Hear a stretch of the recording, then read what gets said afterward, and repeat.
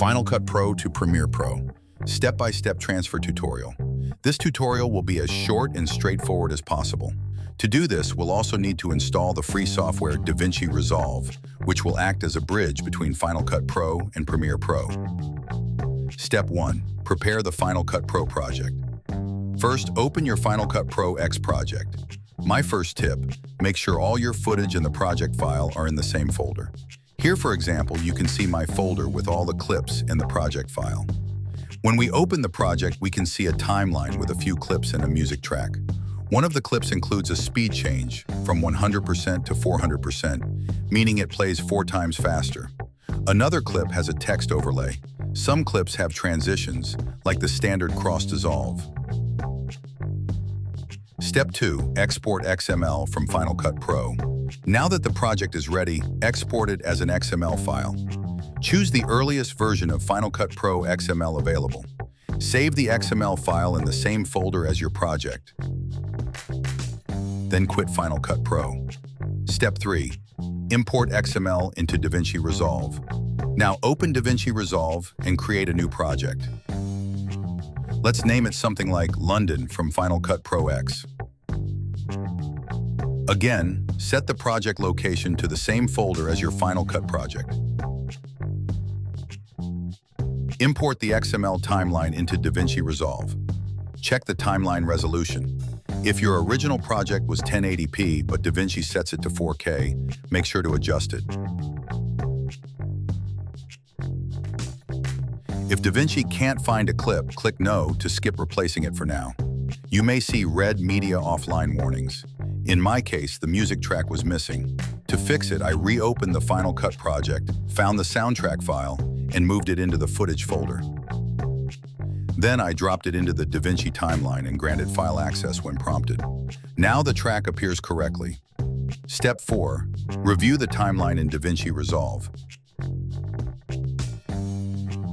The clips play fine. The speed ramp, the 400% clip, doesn't work.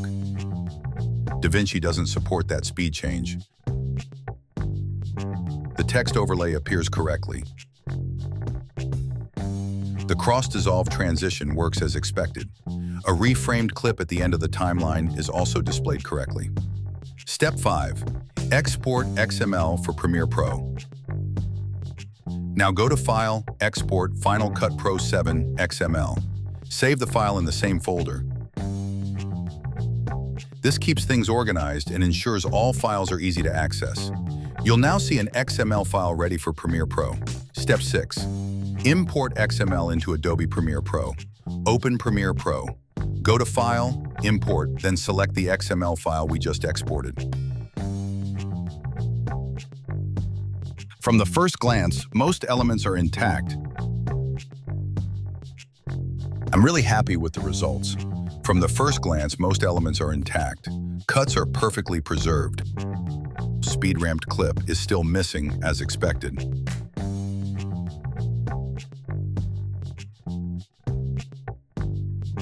PowerBit text layer exists, but the actual text content is missing. You'll need to recreate it.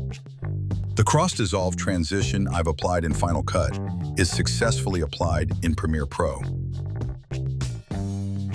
The last clip that had 200% scaling looks the same in Premiere, but this is due to the fact that all clips have been scaled up.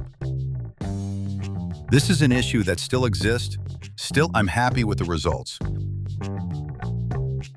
Final thoughts. By comparing the two timelines side by side, you'll get a better sense of how accurately the project was transferred. I strongly suggest that you compare the editing tool's results side by side and do some minor corrections. I hope this tutorial was helpful.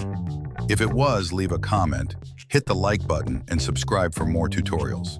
And if you find a solution to the speed ramp or text transfer issues that improves the workflow, please share it in the comments to help others. Thanks for watching. See you in the next video.